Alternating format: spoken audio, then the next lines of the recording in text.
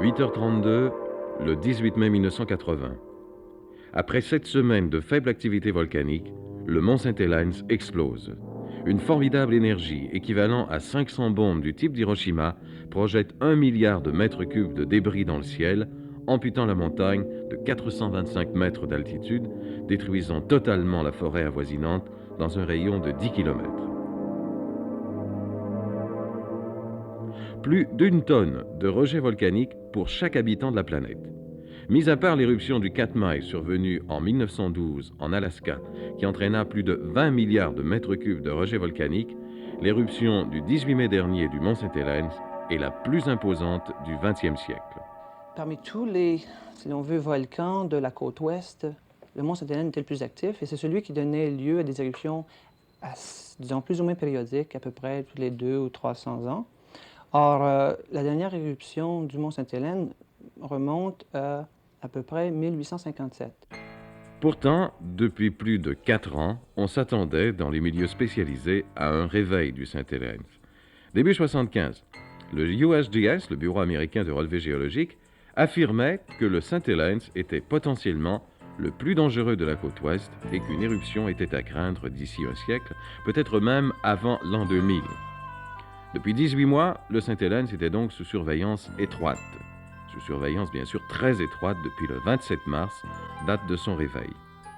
Suite à la série de secousses sismiques de faible et moyenne intensité, ont succédé les premières manifestations d'activité volcanique.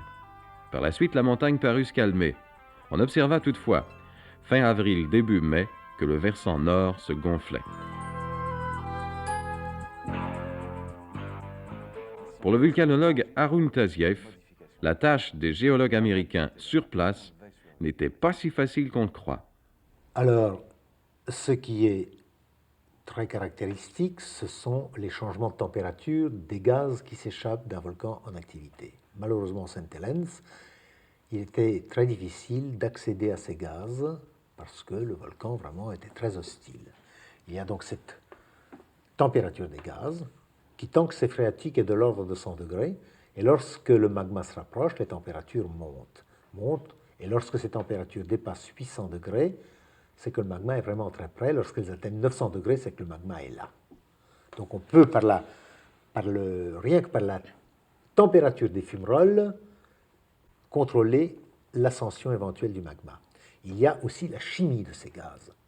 Dans une éruption phréatique, les gaz, c'est essentiellement de la vapeur d'eau, avec des chouillas de gaz sulfureux, de gaz carbonique, etc. Mais plus le magma se rapproche, plus les proportions de HCl, de HF, de CO2, de CO, enfin tous ces corps qui constituent les gaz éruptifs, augmentent. Il y a d'autres caractères chimiques, etc., mais enfin, n'en parlons pas.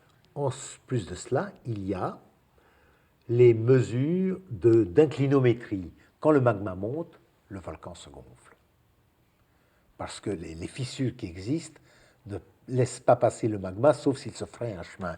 Il écarte les fissures, il les élargit, et donc toute la montagne gonfle, si vous voulez. Il y a une inflation qui est mesurable, et qui est mesurée d'habitude par des appareils spéciaux qu'on appelle des tiltmètres. On mesure le tilt.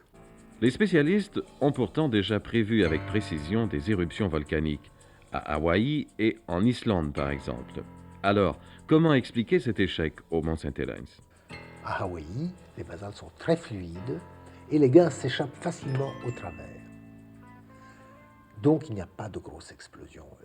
Il y a des spectacles explosifs très, très beaux, mais ce ne sont pas des explosions violentes. Ça peut tuer des gens qui s'aventureraient trop près.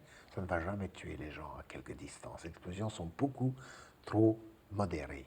Mais quand les laves sont très visqueuses, très épaisses, et qu'il y a beaucoup de gaz, ces gaz qui ne peuvent pas s'échapper et qui sont abondants, développent des pressions de plus en plus grandes. Il y a des milliards de bulles dont la tension augmente, jusqu'au moment où, tout à coup, la pression que ces gaz exercent dépasse le seuil de résistance mécanique de la lave épaisse. Et ça se fracture, et top. Et alors, c'est une réaction en chaîne pratiquement. Ce n'est pas une vraie réaction en chaîne chimique, c'est une réaction en chaîne physique qui se développe, et l'explosion peut être extrêmement violente. Et en plus, une fois que ça a démarré, Ça ne s'arrête pas comme explosion. Ça peut durer des minutes, des heures, voire parfois des jours d'affilée. C'est plutôt comme un fantastique pneumatique que l'on perce ou qui s'éclate et qui se vide.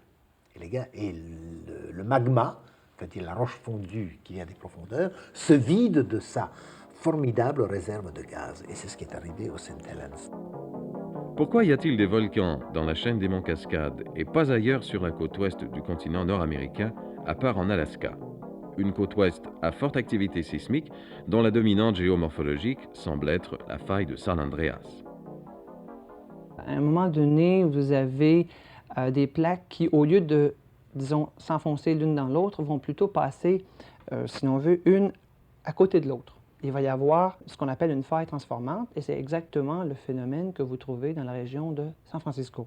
Vous avez deux plaques qui glissent l'une par rapport à l'autre, et non pas l'une dans l'autre. Alors plus au nord, Effectivement. dans la région de Vancouver et de l'État de Washington, c'est différent. Exactement, c'est très différent.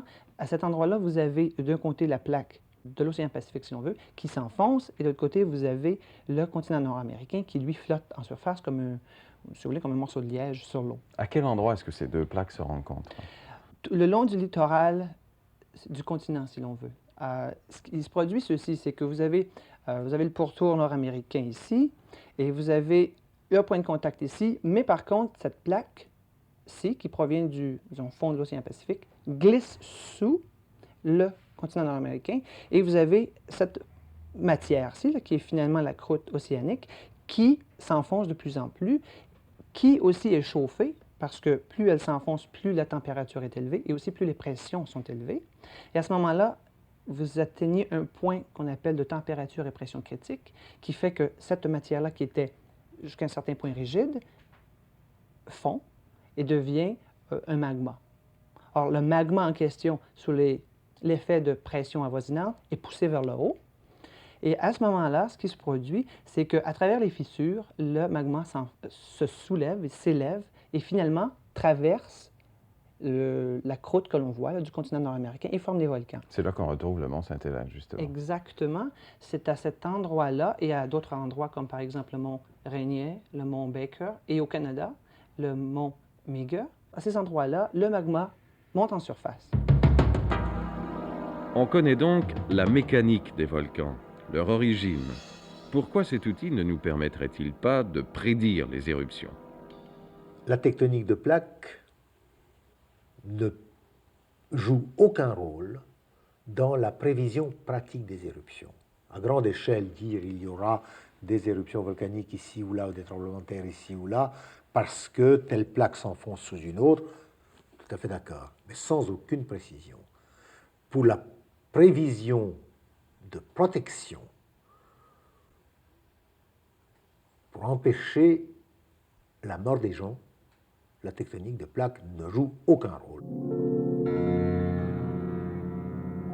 Il n'est certes pas facile de jauger ces phénomènes qui se situent à l'échelle de l'espace-temps géologique.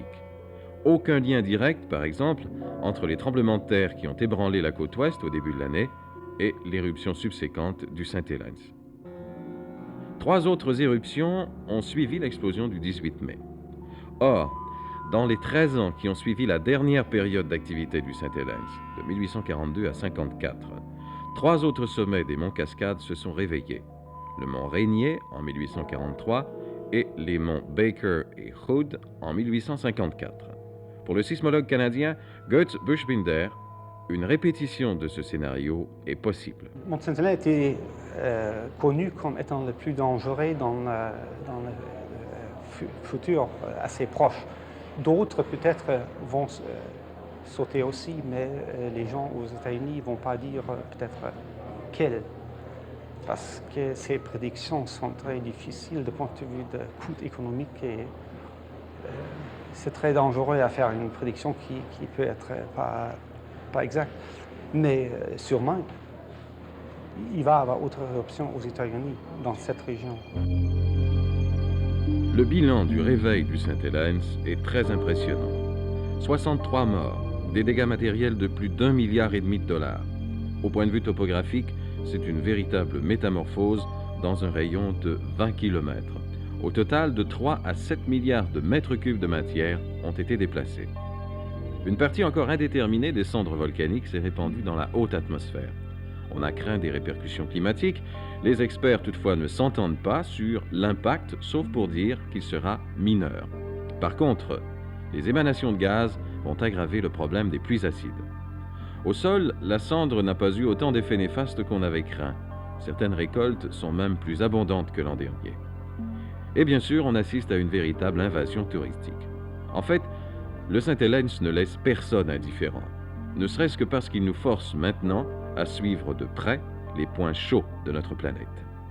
D'abord, les volcans qui se trouvent dans des régions extrêmement peuplées. Alors, ici chez nous en Europe, avant tout le Vésuve, avec une population démentielle qui, depuis que le Vésuve s'est endormi, après 3 siècles ininterrompus d'activité en 1944, la population maintenant grimpe sur les pentes même du Vésuve, on habite sur les pentes même du Vésuve. C'est de la démence des autorités surtout qui le tolèrent.